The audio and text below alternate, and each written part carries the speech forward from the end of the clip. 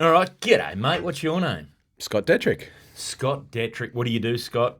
I'm a creative director, very occasional comedian, and American barbecue enthusiast, I guess.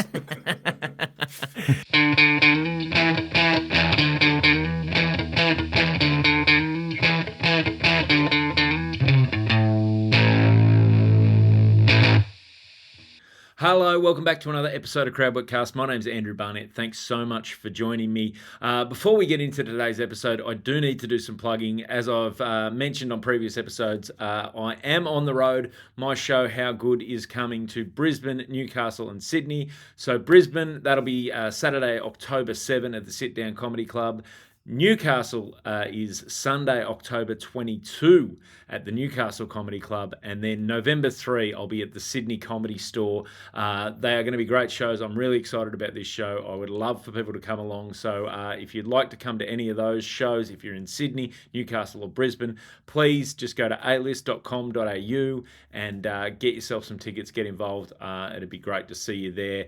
Now, today's episode, Scott Dettrick. Now, Scott is one of my, he's one of my oldest comedy mates. We started at not too dissimilar times. We did a bunch of shows together. We actually went and did festival shows together in Sydney, in Adelaide. So he's a good mate. He hasn't done stand-up for a while. He is also the creative director at The Monkeys, which is an advertising agency here in Sydney, which keeps him uber busy. He's a super talented dude. He also is an artist. He gets involved in all sorts of different stuff. He's one of those guys who's just turns his hands to things he's interested in, and turns out he's really good at them. So that includes too, by the way, American barbecue. He loves his smokers, loves his cooking. So into that end, he has an Instagram called Traeger Cult. Give that a follow on Instagram if you're into your food in any way, shape or form. I guarantee you'll love his content. Also, follow him. His comedy and general life account is at Scott Dettrick on Instagram.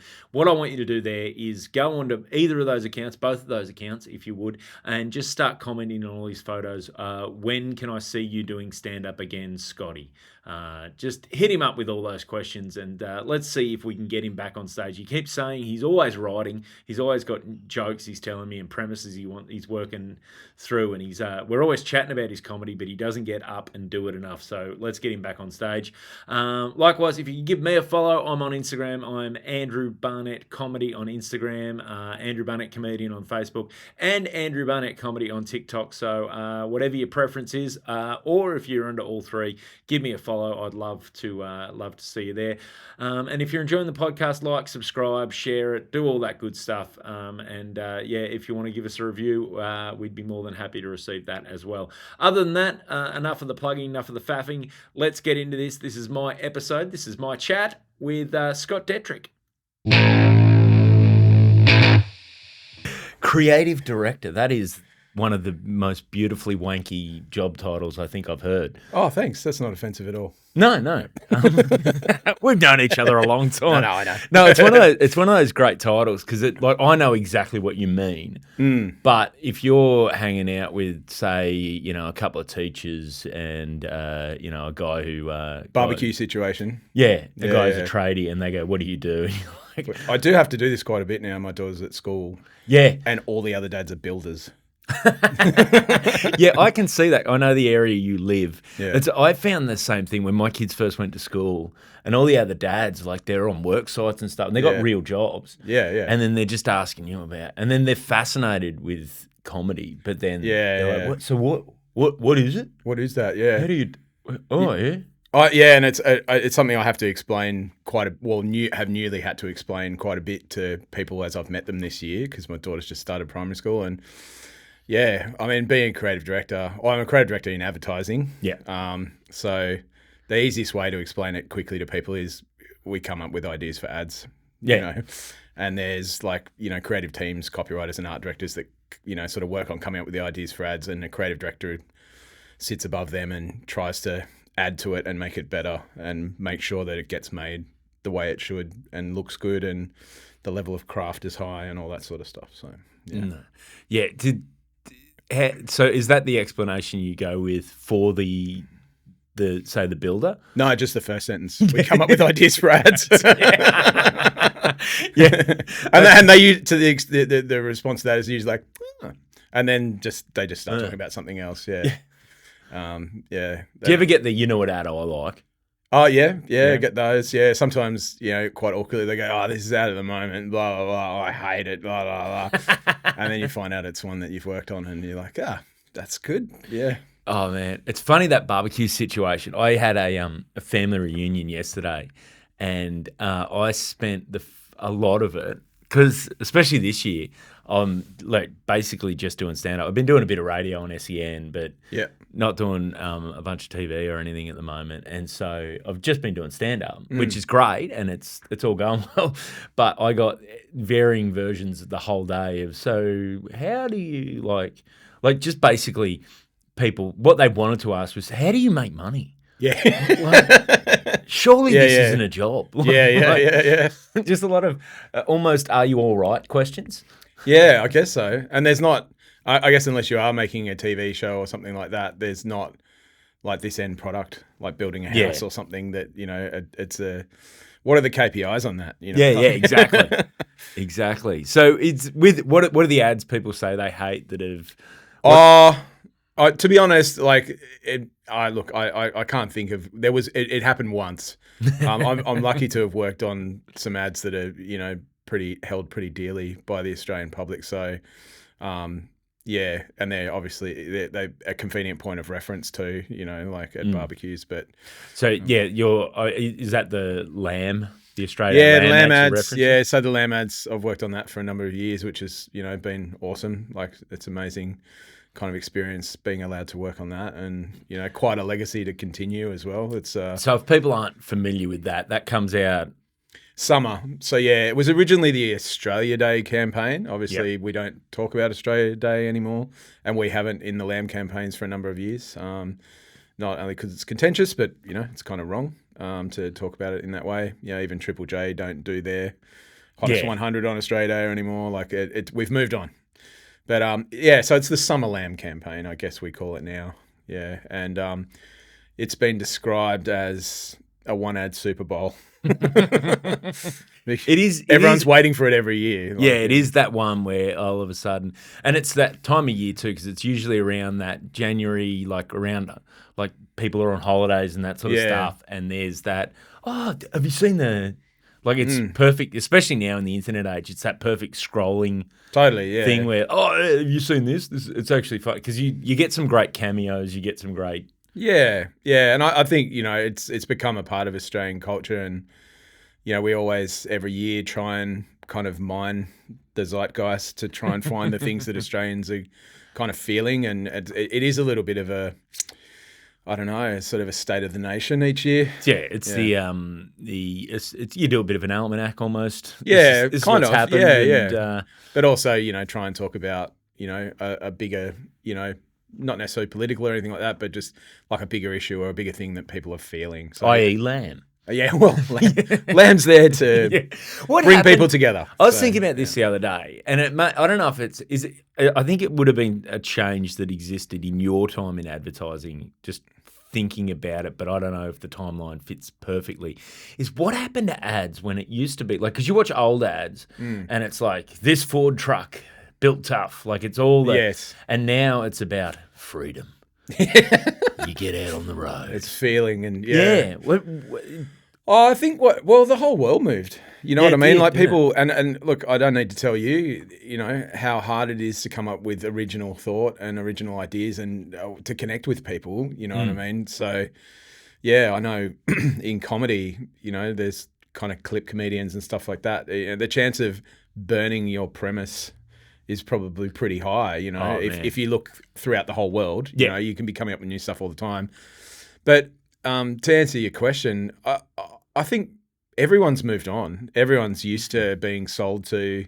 Everyone consumes things in a different way. Everyone creates stuff for themselves. Yeah. Everyone's carrying a high definition camera in their pocket, and they're used to creating, even just at a small level, creating stuff themselves. And It doesn't mean it's good, but it does mean people are used to telling their own stories and things Yeah. like that. So you have to, I think, as I guess human intelligence increases, right? Like we become more attuned to things. Does it though, Scotty? Well, I don't know. Does it? I do feel like we're living out a real version of that movie Idiocracy some days, but yeah, I feel like, people just are a bit more sophisticated now. And I think you see that in TV shows and movies, right? Now we've got The Bachelor.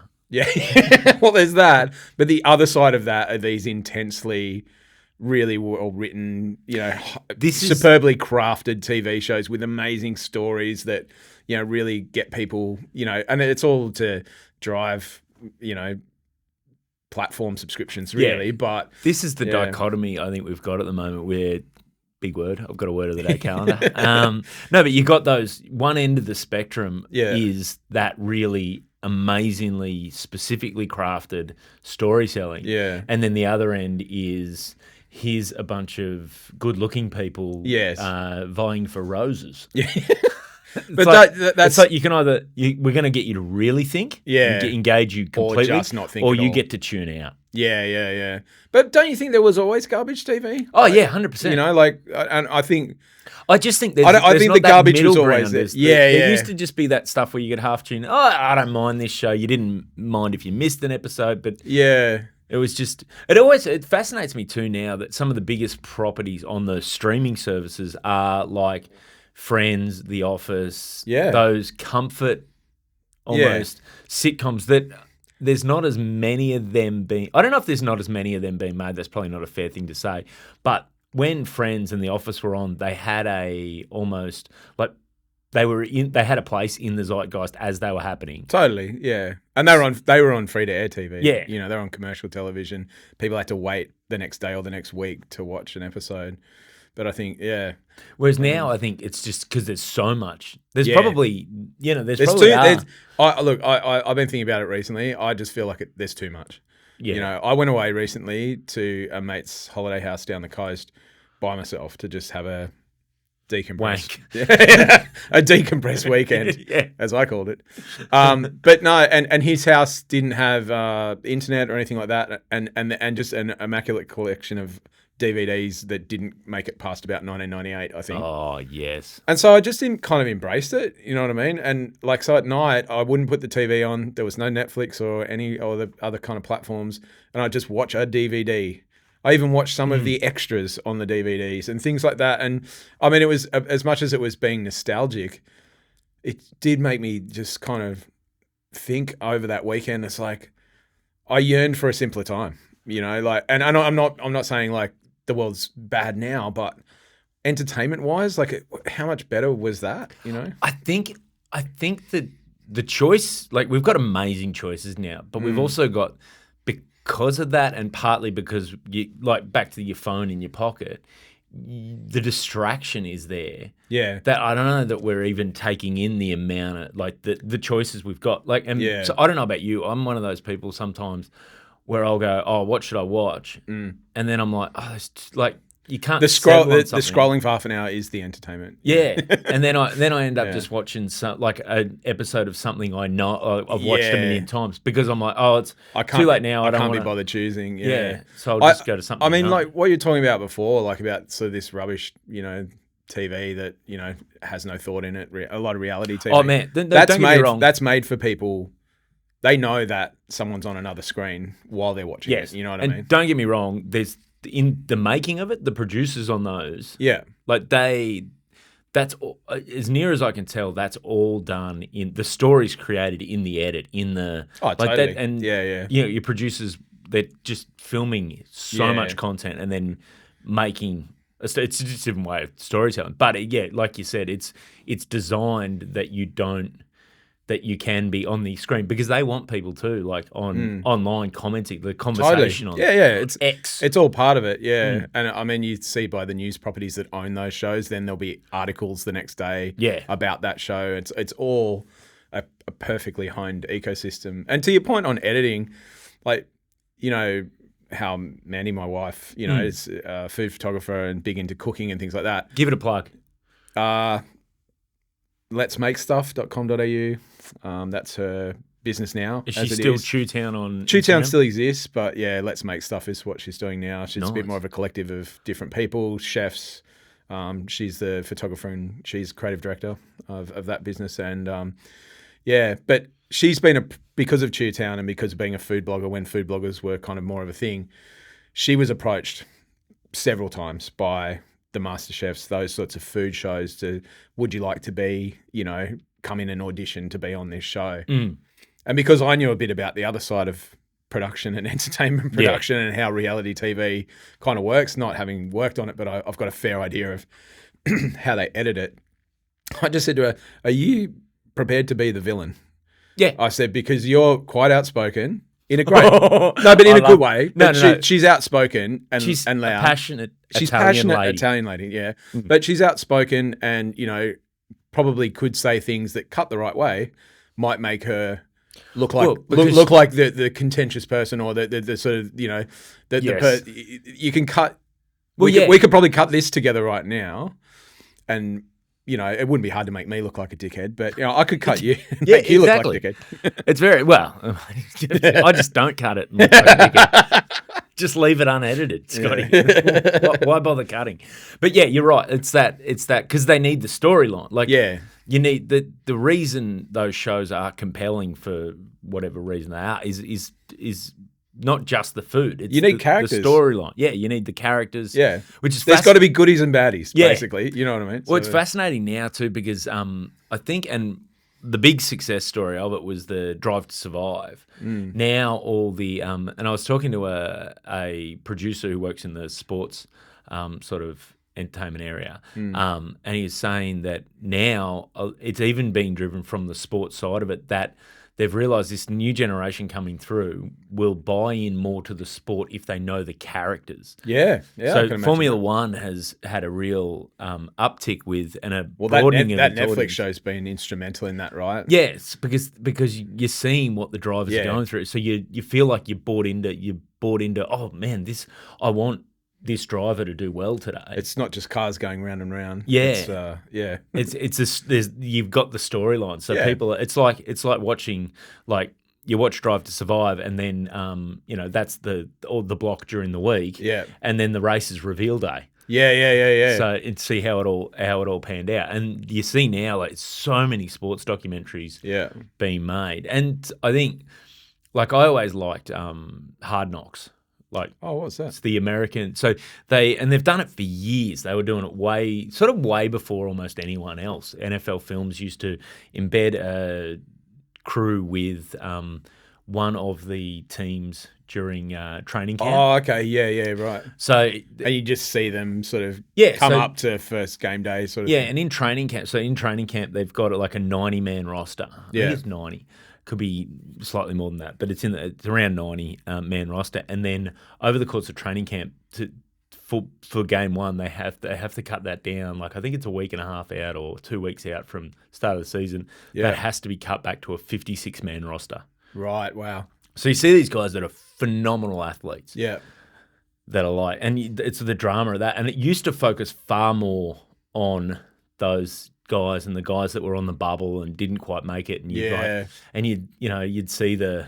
You want to see the underdog, right? Yeah, you'd see the underdog, but then and then you see him get the call, and it's like the NFL is a tough business, even if you try hard. Sometimes it's not good enough, and then you see them; they got to go with their playbook and hand it in. And you see them leave it. Whereas there seems to be less of that now. In the newer series, it seems to more focus on a bit more on the stars of the side. Right, okay. Which I think it's not as interesting? To me, it's not. No. Yeah. It's interesting, yeah. I really liked, I love seeing behind the scenes, how hard some of these guys work. And then and I'd always end up Googling them, because they'd end up, they get cut and they go on waivers and they might be picked up by another team, or they might go back. After 48 hours on waivers, they get the team that's cut them has the opportunity to put them on the practice squad. Okay, and stuff. And you'd see these guys over years, sort of bounce trying around. to build up. Yeah, and but it was always fascinating that to me. But then now it's a bit more superstar driven, I think, and it's to the idea that they want you to know the guys that make it in the squad, so you Yeah. follow their storyline through the season, I suppose, would Yeah. be the thinking behind it. There's this really great advertising campaign which then went on to become a TV show for a number of sports in the States, and it was just a brilliant idea. It was for Gatorade, and it was called Gatorade Replay. It's quite old now. You look it up. It's still super interesting. And what they did was they got two, I want to say, high school football teams that had some grudge match 15 years prior, and then they just went around and found all of those guys and said, right, we're gonna replay this game because it was lost by a small margin or at the last minute or. Geez, you don't want to get them too far out from that, do you? Like, No, you get them in their 40s. Oh no, but they did it. They got them at in their 30s, just at that right age where some of them had definitely put a bit of pork on, and but then they had to get out and start training again, and of course Gatorade's sort of whole sort of brand strategy like plugs right into that because it's like Gatorade's going to help them recover and all this sort of stuff. But I believe that was just an ad campaign that ran online, I think. But that was then, and this is like during the sort of golden time where advertising and entertainment started really crossing over. And there was money. And there was money, yeah. And then it just got syndicated, and I believe they did maybe another football team, and then I think they did a hockey one, maybe. I'm not sure if they did a basketball one. The basketball guys probably didn't have knees left. I don't know. But they did it for a couple of other sports. But it's like one of those evergreen.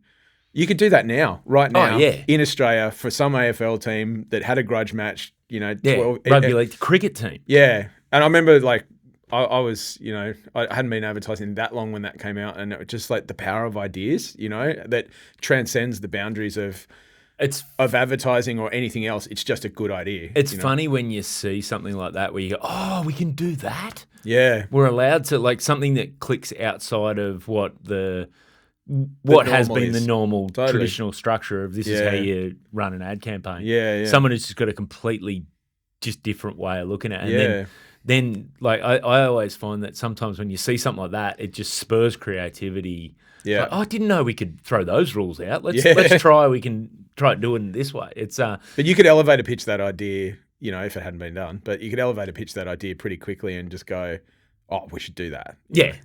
People know what it is, know what you're talking about. Yeah, that's really interesting. It's always it's always fascinating to see how far some of the ideas go back to. Like I can see in that the evolution of some of the stuff I've seen sports people the sports production produced during just my time working in sports. Yeah. So that's I wouldn't have had any clue that went back to some Gatorade campaign. Yeah. Hey, see, not all ads are bad. Don't skip them all, kids. What is the to me what are the best campaigns to work on? Like, because obviously it's. And I was talking to someone about this recently. I was talking to Peter Burner about it because we were both we were doing a gig that was basically at breakfast for a bunch of. It was at a conference and we had to be clean, and it was breakfast, and it was like we were both going. We hate having to do these sort of things because it forces you to think differently, but it actually is better. It is good for you to do those gigs where your creativity's I think naturally, creatively, you want to be able to have whatever freedom. That's the in your head fantasy. But I think sometimes the best creativity comes when there's restrictions put, and you've got to 100%. work out how to either be creative within those restrictions or bend them to the point where you get to do what you want to do. I kind of write down musings from time to time, and I wrote down something recently based off something else I'd heard. But they say think outside the box, right? And I've seen it time and time again. If you give creatives just do whatever you want, you'll get an expected result, or they'll just seize up and not be able to come up with anything much. Well, it's down to the because there's no problem to solve. Yeah. And there's no, what are you trying to say or what story are you trying to tell? Now, there's creativity in this creativity, like no holds barred, might mean, for a painter, just going nuts. But at some point in time, a painter has a certain style. They make their own box, to think inside, so I think creativity for me is at its best when you've built your own box. And I'm not saying it has to be like hard and fast rules, but sometimes rules are helpful, like that they'll say, no, it wouldn't do this or it wouldn't do that. And it comes down to anything. Like, you're a comedian, you've got a certain tone of voice. That's your box, right? Like, so you're not going to write jokes outside of that. You're not going to write a Sam Campbell style joke, No. because, and if you did that, it'd be so inauthentic and it'd be confusing. It'd be very confusing. But you know what I mean? Like, there's different people with different voices. So yeah, I think everybody kind of makes their own box in different ways. And then that's when it gets really good, because you're sort of honing something and Yeah, that's interesting, because I remember hearing like a thing with Seinfeld where he was talking about how they will not accept filth from him. Yeah, like if he can't swore go once. dirty. Yeah, I saw a thing in an interview where he said fuck once or something like that, and then and it just didn't go well, so he never did it again.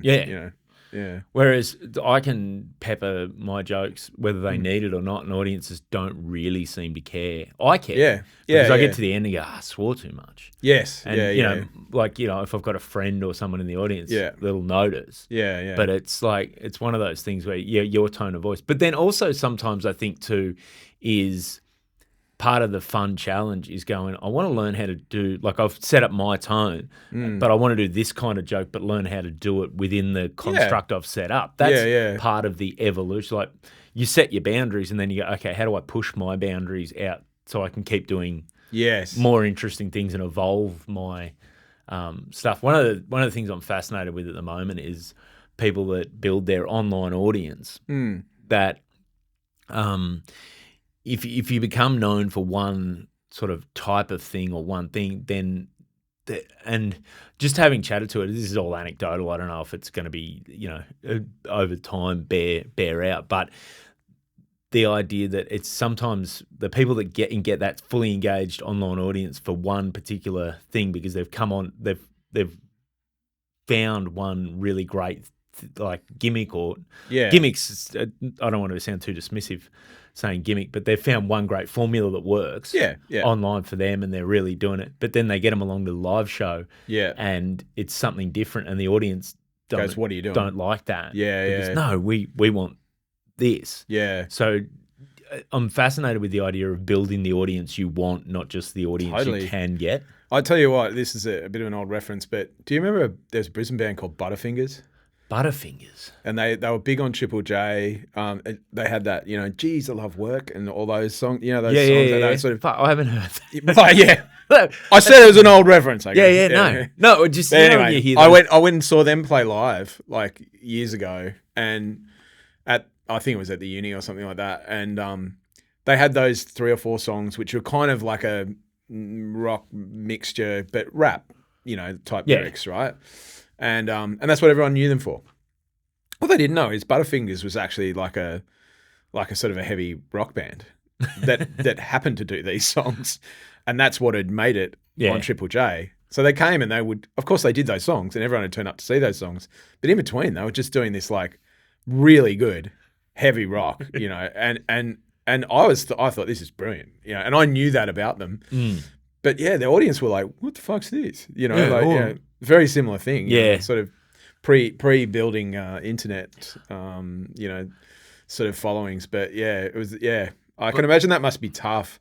I mean, there's people like, is it Andrew Schultz? Yes. He became really big during COVID, right? Like, because he did all that stuff. But he's obviously also a stand-up. And he's doing extremely well doing that. Also one of Joe Rogan's mates, it seems, which doesn't harm you when it comes to being promoted, right? But well, Joe Rogan's, it's the crowd work cast of America. Well, that's how I saw it. That's how you get blessed in. Yeah. And I was thinking today on the way here today that I think it was your episode 2. So like I'm OG on your so I feel like I'm one of those repeat offenders on Joe Rogan's podcast. Back in the old days where we just used to come around to my house and we'd play pool and go in the sensory deprivation tank. Yeah, that's right. You had that little office. Sit in your leather chair. Yeah, it was good. Right, but that's it's it's interesting though, is like seeing who sort of pops and where they come from, and then how that transfers. Because it is like, 'cause I've worked with a few like people over the years, and I've witnessed a couple of times. Like, as a guy I know, and I won't mention a name, but like got a really good following, like got quite big, doing stuff on the internet, and but like was got big early in his stand up probably. And then I remember we did it we just did like a midweek room together, and we were both trying new stuff, and I hadn't seen him in ages. We're catching up, and he was like trying to, like, I could see he was trying to evolve his stuff a bit, yeah. and which is why I'd come there. And then, but there was a couple of people in the audience who straight away were like, "Ah!" Like they were so Excited, and then they were confused that he was doing slightly different stuff, and then you just saw him almost like see his shoulders slump, and then just give him a bit of what they wanted, and then I'm like, oh man, that like he'd sort of already dug his hole. Yeah, but and I'm not saying that you can't. Yeah, of course. Everyone gets there. And I think you should, and like back to what we were talking about, like you make that box and you've got your tone of voice, and that's what people know you for. But then, yeah, I think you'd be mad to not try and evolve it, because you become outdated pretty quickly, right? But also bored.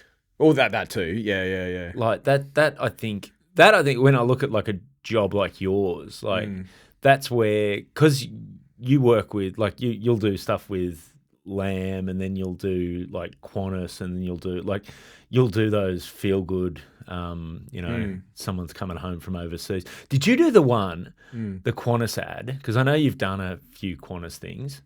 Did you do the Qantas ad where like mum gets surprised by the gift that the sons have got? No, that was our agency, but I didn't work on that one myself. Can I quibble with that? Sure. Right. When he comes home from overseas, that his brothers have chipped in for the ticket. Yes. He flies business class. Yes.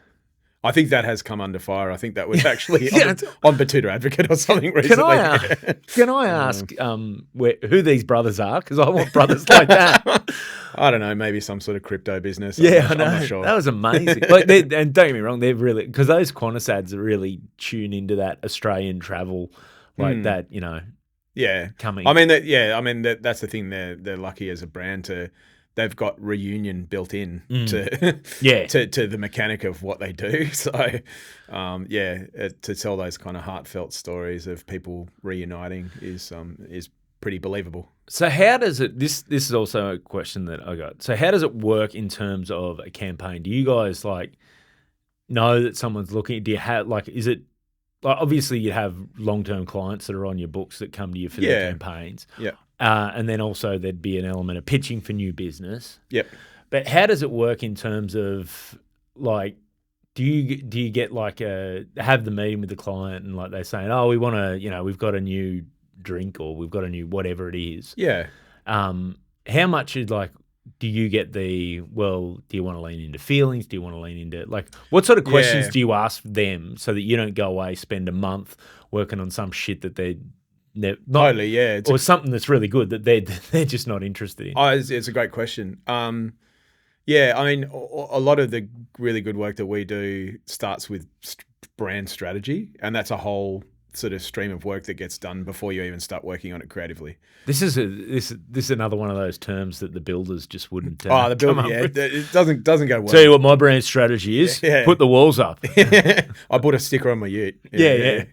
No, and that might be continuing something they've been doing if we've taken them on as a new client, or because like it's like trying to turn a big ship around. You can't take a big brand that's well known and then, oh, you used to be emotional. Oh, okay, you're going to be funny now. Yeah, it's not impossible. It doesn't mean you can't do it. It doesn't mean big brands can't be both, especially like some of the really big brands that we work on, but generally there'll be a tone of voice for that brand or whatever. And the strategy doesn't necessarily dictate it, but in the spread of work that you do, you might explore doing something more emotional or something, more, humorous or entertaining. But yeah, out of the strategy, you'll usually get a sense of the sort of stories you want to tell. And it'll be depending on what you're selling as well, there's certain things that are more sensitive, that you would only treat in a certain way. I mean, a lot of the work the stuff I work on and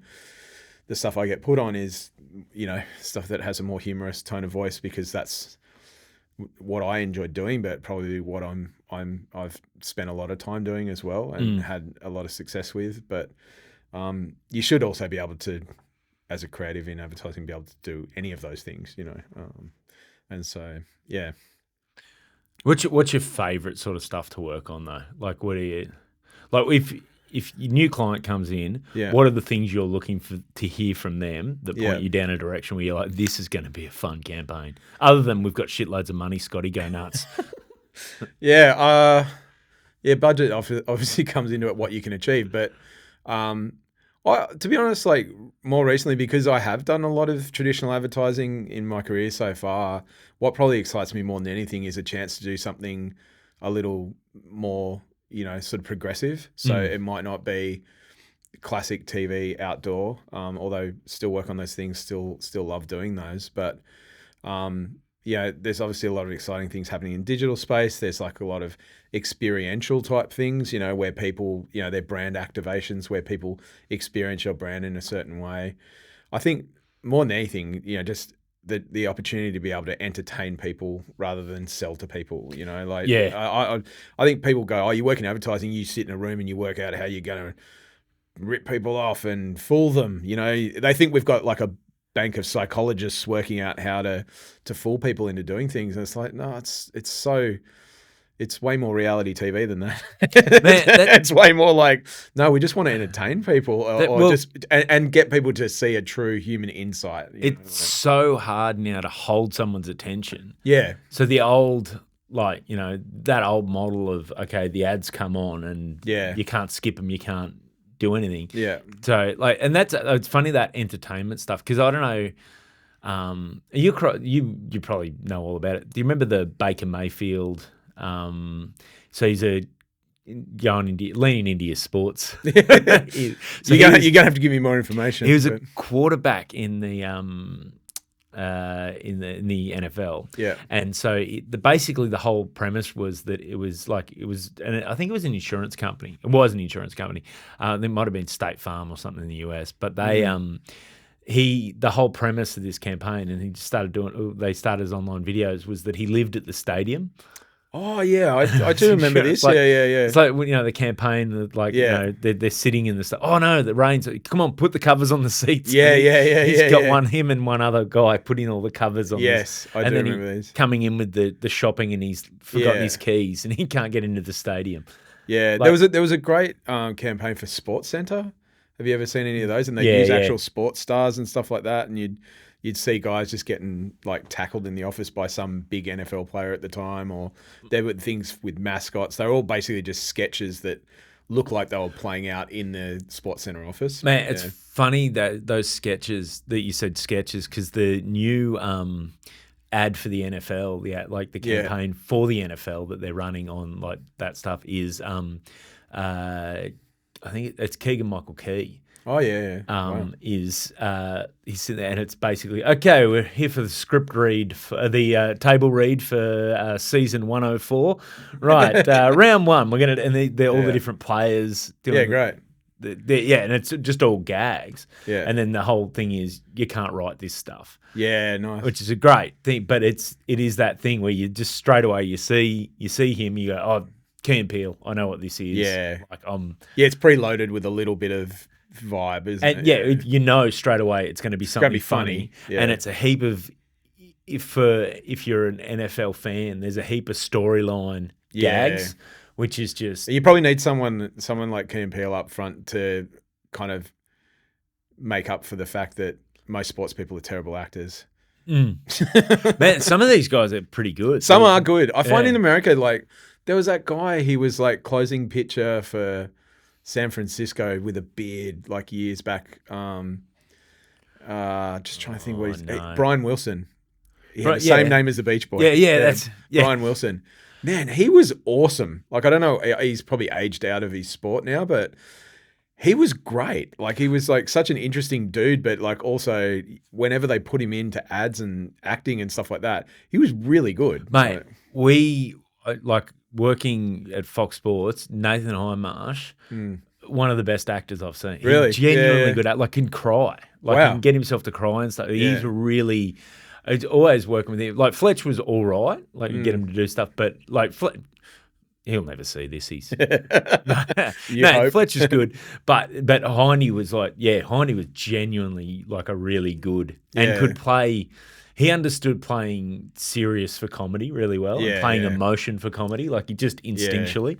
I mean, I'm not saying I expect good sports people to be great actors, because that's not what they do. Man. But they're then weirdly put in this position, especially when they become really high level, where someone wants them in an ad at some point. What were we watching? Oh, there's a Amy Insurance ad at the moment with Patrick Dangerfield from Geelong in the AFL. Right, yeah. And literally watching last couple of nights I'm gigging with Jim Owen, and the AFL finals have started, so we've been watching a lot of that backstage, and this ad just keeps coming on. And Jim Owen's like, he's a genuinely good actor. Like, because he plays this emotion of like, the whole premise is he went with budget car insurance, so his claim took forever. Right. So you see him put it in, and then next he's like, aged, and he's got a long beard. And he's like, come on. Goes through. And he played it really well. Like, I was like, he's actually a very good actor. Yeah. He actually looks better with a long beard than clean shaven too. But it is fascinating that like you said, like once you become a recognizable face, and then those opportunities, you are sort of weirdly put into that. Hey, guy, people perform. expect you to be able to do it, and especially in this day and age of Insta famous, TikTok famous, celebrities, or I guess those sports people that have a following, and they have to they're expected to create some sort of online entertainment for people, or some presence that people connect with to build their personal brand. It's a lot of pressure to put on someone who's also trying to focus on being an elite athlete, I'd imagine. Yeah, well, especially because like having been exposed to a lot of fair few of these elite athletes, is that what it takes, having talked to them, to get to that level is an insane level of focus on this one thing. They're not always developing the rest of what's going on. Like they know this area. Like it's like if you went, oh man, check out this elite scientist who's he's like, oh man, their stuff they're doing in the lab is amazing. Yeah, let's get them out here to do a little song and dance for an ad campaign because they're doing so well. Like it's that same sort of thing where once you focus your mastery on just one thing, then you're not necessarily developing all the rest of it. No, I'm an 80s. Early 90s sort of skateboard tragic, and it was interesting, guys from that generation, which is like through the late 80s especially, where you had like 17-year-old guys making lots of money, making like $200,000 a month US in 1988. In 1988, that's, you know what I mean? Like, so massive these are guys that have just become like super famous to kids mostly, and young adults, and then they end up being in films and things like that, and it starts to become part of Hollywood, and a lot of them, they live in California, so it all becomes a part of it. And there's so many stories from that time of these guys that they got to such a pinnacle, and then they got caught up in their own rock stardom sort of thing, and they started focusing on the rock star part and started forgetting about the skateboarding, and then the skateboarding kind of left them behind a little bit. And then all of a sudden, it all falls. The house of cards comes down, and they're left at the age of 18 or 19, and they're not even qualified to work at McDonald's, and they're also straight away not earning any money anymore. And it's just like this horrible story. 19, it's a long retirement. That it was just it's just interesting. Like they should when they were focused on the skateboarding and that's what it was all about, they were the best in the world. You do have to, in some ways, I love the old saying, dance with the one that brought you.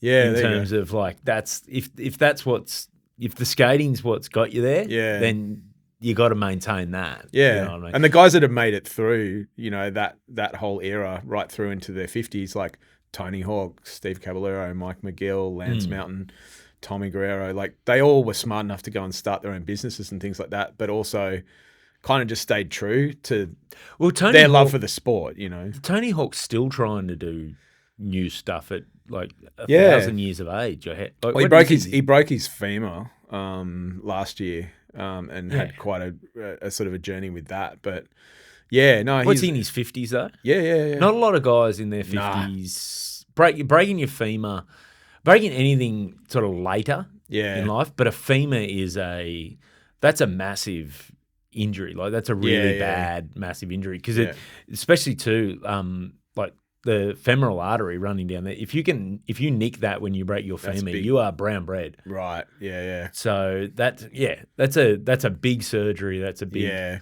I remember a mate of mine was a radiographer, and he was talking about, and another friend of ours, him and his this is years ago now. Him and his then girlfriend, they were in Europe and they were skiing, and she broke her femur and had to be airlifted off the mountain. Yeah, right. And had to have what they call a femoral screw. So they put a screw down the femur to reinforce but my mate, the radiographer, was talking about, he goes, this is an insane operation because when they do those big operations, they'll get the radiographer in there to take x-rays as they go to make sure they put things in the right place. Yeah. And he was saying he said, like, you see these, they call them orthopods, the orthopedic surgeons. Yeah. He said, you'll see it, like they basically dislocate it, and then he goes, and he said, you think it's like orthopedic surgery, he goes, you think it's gentle, you think, surgery's all this like, precision I have stuff. bone surgery, they've still got sores and stuff. But that's what he's saying. He goes, it's basically stuff from Bunnings that's sterilised. Like he said, they're like holding the it looks like something a scene out of Saw 2. Yeah, he said they're literally banging a hammer down to get this screw. It's like, he goes, it is just, he said horrifying. Horrifying and insane. And then people wake up going, oh man, I feel like I've been hit by a bus. Like, dude. No, this hammer. You had a guy kneeling on you during surgery. Crazy. Yeah. And so to break it at 50 in your 50s. Yeah. He had a really bad time with it too because he had bad advice and got back on a skateboard too early and then had it all reset, and I think he's kind of good again now. But yeah, he was in the recent X Games and stuff. But yeah, the recent X Games. Imagine, that's amazing. But that's the thing. That's a guy who knows. But I think too, if what attracts you to an area, like he obviously just fell in love with skateboarding. Yeah, and he's never fallen out of love with skateboarding. No, so that's they're proper lifers. They're not like me who was into it at the time when I was a kid, and then I've just thought about it for 25 years. It's still it's still a great interest of mine, but I prefer to I skate a little bit, but prefer to watch really. But that's what you don't realise though in your 20s or whatever, that you go, I'll just stop and I'll pick it back up again later. Yeah. You don't realise that, no, you never, like it's much easier to keep going. Yes. To maintain something like that than to stop and then try and pick it up again 10 years later. Also, if I fall over now, like it's so much more of a shock. I played rugby union for 7 years when I was a kid and skateboarded. So my whole life was controlled falling. Yeah, collisions and falling. Right. And I tripped over last year. I was just walking down the street and I tripped over and fell. Man, was that on brown cardigan or something like that? No, but then I got up and I was a mess, I was just and then my instant thought, like within 30 seconds of doing that, I walked away and I'd like sort of dusted myself off. No one had seen me, and I was like, oh, I got away with that. But I was just like, oh, I used to do that like a lot, like like rugby union is just constant falling and people stepping on you, and skateboarding is not doing the thing the right way 95% of the time, or at least the level I got to anyway. Yeah. You know what I mean? Like you were constantly falling over or not making the trick. That's what it's a big thing about repetition. And I was just, I was like, it was just such a shock to me falling over. I can't handle it. And especially if it comes out of the blue too, like, because at least when you're doing something like rugby, there's context for falling. But you walk down the street every day. Right. You know what I mean? You weren't expecting it. No, I remember I did feel pretty stupid. I was on a run. This is about a year and a half ago. maybe. It was a little while ago, but I was running through the bush near home. There's a little fire trail down the bottom of this valley. 'Cause it was a hot day. It's like nice hot afternoon, and it's sort of nice and shaded in the valley. I'm just thinking of a tree root right now. Well, no, rocks. It was rocks. So I'm jogging anyway. This like family's walking their dog past me, and one of the dad nods at me. Hey, yeah, mate.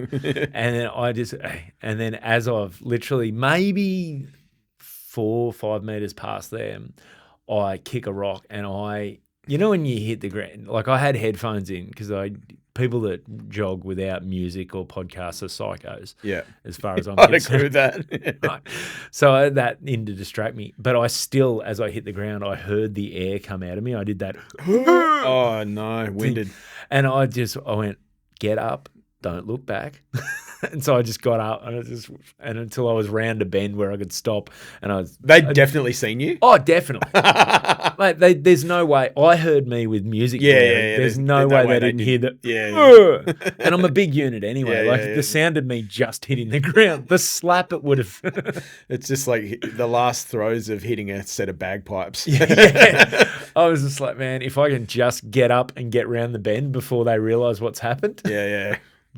Because at least you could leave with your pride intact. Yeah, exactly. Because the last thing I needed was like, you stand, oh, you're all right. You don't. And then the dog's licking the blood off my knee. No, this isn't good. But it's sterile. It's sterile. Yeah. Well, it was that same thing. Like I went from g'day, mate, confident to just like, oh no, what's happened? Just put you back in your place. Yeah. I don't think I've run down there ever since. Oh, I bet. Yeah. Or ever again. Yeah. Hey, speaking of stopping and restarting things years later. Yes. When are you restarting your stand-up? What's going on? Because you and I, so to give context, you and I met in stand-up rooms. Yeah. Back in the day, we did a show at Adelaide Fringe together in Sydney Comedy Adelaide Festival. Fringe, Sydney Comedy, Sydney Fringe. You mean Matty B, three blokes telling jokes. Yes, yeah. Good times. Great times. Yeah. But so what's your stand-up like? Obviously your work is insanely busy. Yeah, I mean it's a mixture of things, work, being a father now, and see, but that's the thing. You just like I'm a father. I know. What you got to do, Scotty? I don't have an excuse. What you got to do, Scotty, is just not be a great father. Yeah, sure. Do you know what I mean? Like, there's levels. But my wife's also years ago said, just get back out and do stand up, will you? And I don't know if it's to get me out of the house or she just knows it's good for me. I've never stopped. The one thing I've never stopped doing is writing. You know what I mean? I've never stopped writing. I've never stopped writing down. This is the thing. Premises. Because you and I will have conversations regularly where you've got 3 or 4 premises you throw at me. I'm like, that's great. Get it on stage. No, 100%. And look, it does just come down to time. I did come and do your room and did a couple other things, but yeah, I mean, is this an intervention? Is this where all the other comedians come in from behind here and go, it's time to get back? Scotty, come on. It's going to be okay.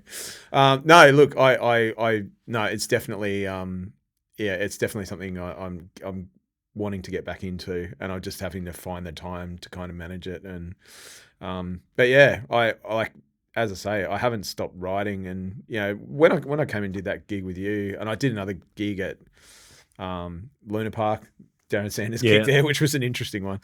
I wouldn't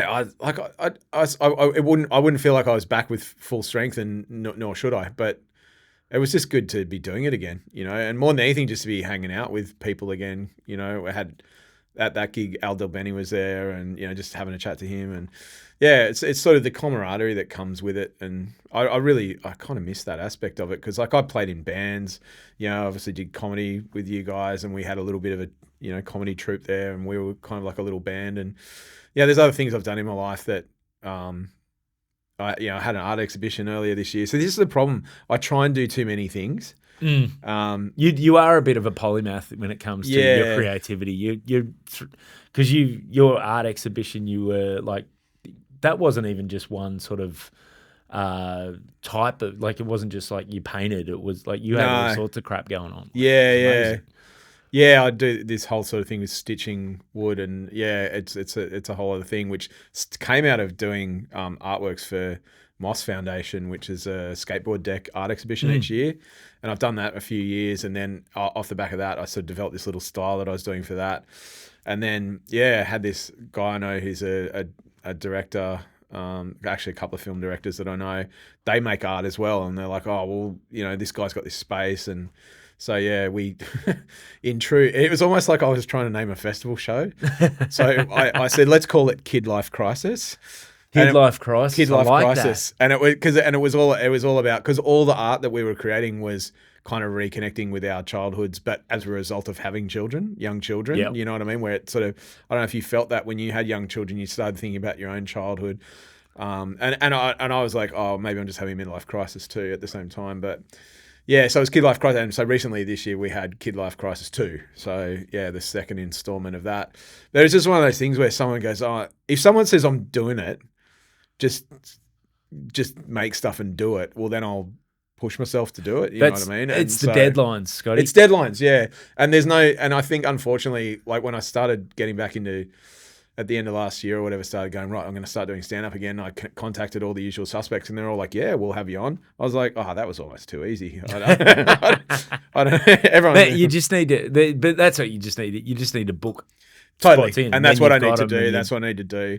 And you know what? It was really nice when, I think, because I did your room first and like putting it up on social media, the amount of DMs I got from all the Sydney comedy crew and just people from around Australia that we've done comedy with over the years, they're like, man, so awesome that you're back. It's just like, I've really failed them in backing that up at this point, but so I really owe it to them to actually be back properly. Because I also don't want to be an imposter, you know what I mean? Like I don't want to go around calling myself something that I don't do. I kind of hate that in other people. So it's just about getting up and doing it again. And, I think doing it just, a couple of times again, I really do miss it, It's funny how you miss like that. I remember my first gig back after COVID was in the Duke at, what is it, the Duke of Wellington maybe. Yeah. And it was a weird crowd, not many, it was a weird night. And I remember the first thing I said to them, I said, can you believe I've missed this? I've been looking forward to doing this for so long. Yeah. And it's like, they were like, what? It's one of those things where like you actually spend more time and like listening to your podcast or any other podcast that has comedians on it, because, you can't put two comedians on a podcast and not have them talk about unrelatable comedian stuff. Yeah, exactly. Yeah, sorry. This podcast is so bad. No, but I think I said that to someone recently about another podcast, and it was someone who's not a stand-up comedian but is a very funny person. And they said, no, I love it. Like I love listening to like the process and what people go through. But when it sort of devolves into people just whinging about bad audiences and stuff like that. Yeah, no. But that is what actually brings you together. It's like advertising similar, like anything like that. When you go through the trenches together, you sort of build these friendships and these bonds, but they're also it's the bad gigs you tell the stories about. You very rarely tell the stories about, I had this awesome gig where I absolutely smashed, and well, you're not the sort of guy to do that anyway, but you know what I mean? Like you're not. Most Aussies, to be honest, but mate, tall poppy wise wouldn't do it. But there's a reason that the old, like the whole thing was like some of the closest friendships, like the old, like your grandfather's old war buddies, were the tightest. It's because they'd been through the worst together. So it's not like, oh yeah, I catch up with that guy. Yeah, we got jobs the first day. Yeah, we both got jobs first day at the head job factory. Yeah, we were both testers. There's no bond there. No. Do you know what I mean? You go through. It's the hard stuff, and that's why I think too with stand up, that bond with people you started with where you're doing the weird gigs, you're trying so hard to work it out. Is fascinating. And it's even like last night, it was, I was telling you before we started, like, working with Jimmo, I opened for Jimmo and last night at a gig, and no bragging, but they were, whatever. He's going to be on the podcast.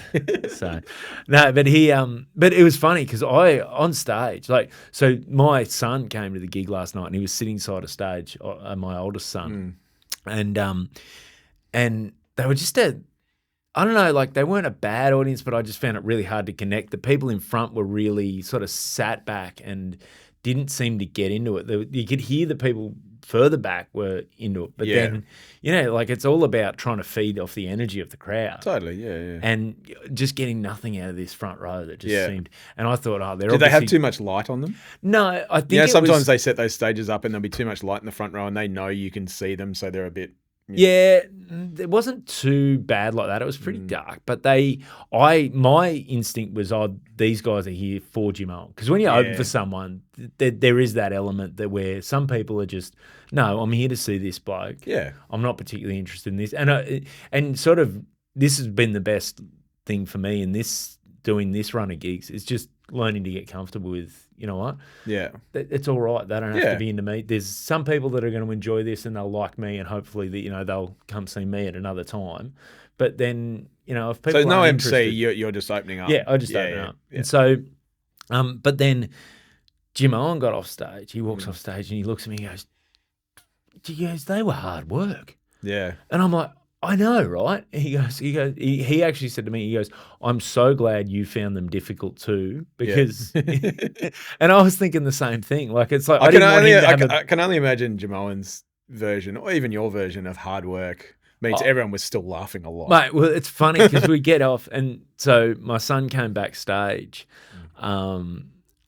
came back to the green room. We're down there. He walked from side of stage. He comes down. He walks in. And the first thing Jim Owen says to him, he turns to me, he says, now, listen, your father and I are usually much better than that. And he's like, I thought it was great. Yeah, there you go. Jim Owen had mates in the crowd, and we went out and said g'day to them, and they were raving about, everyone was loving it. I'm like, really? Or was it one of those weird rooms, sometimes the laughter doesn't play forward, you can't hear it as well? I don't know. There was just something not right. And then I said to him, I got quite distracted knowing my son was there. I'm like, why does this have to be this gig that he's at? Can't he just see Dad crush once? Yeah. Right. But then I think he had the same, he was saying, he just, I had real trouble I was very much in my head during the set, so I couldn't get that connection you want. Yeah. Which I don't know how much the audience pick up on that, but it's definitely a feeling that I had. And it didn't help that the night before it was the polar opposite. The audience were from in the same moment. Room. No, different room. Yeah. The moment I walked on stage, it was boom. It was on. There was just gifts everywhere you went in the audience. Yeah. That was it was funny. At one point, I thought I'd done really well, and then I went up. The green room there it's quite removed from the stage. You sort of walk out and up some stairs at this other club. Yeah. And I was up there getting a bottle of water, and you don't really hear the stage from the green room, and I heard a pop from up there, and I'm like, Jim Owen is killing. Yeah. I went back down, and it was just but the same thing. You walked off that night. He goes, how good were they? It's so funny because it's like when they they were great. Yeah. So I think that's my next guest just arriving here. Oh, no worries. Yeah. Before we go though, before we go. Thanks for doing this. I'll get you back on because I love just chatting with you. Yeah. And we can do this. We could probably have a chat at some stage where we don't record it too. That'd be good. Yeah. Non-business like. Well, we were just saying when we were coming into this that we, sadly, that's the way I keep in contact with all my comedy friends is by listening to them on podcasts. Yes. Before we go though, plug everything you want to. Look, I'm Scott Dettrick Comedy on Facebook, but other than that, and watch that space for upcoming gigs. Now that I've been intervened. So message Scotty on Instagram and that. Tell him you want him back on the stages. Also hit up his awesome other Instagram, which is all American barbecue stuff. Yeah, Traeger Cult. That's Traeger Cult. Yes. Yeah, so DM him there saying, and actually when he puts something on. That you like, comment underneath the meal saying, "Ooh, this is fire, but I really want to see you back on stage." Mate, thanks so much for doing this. Yeah, no worries. Cheers. Thanks, mate. Cheers.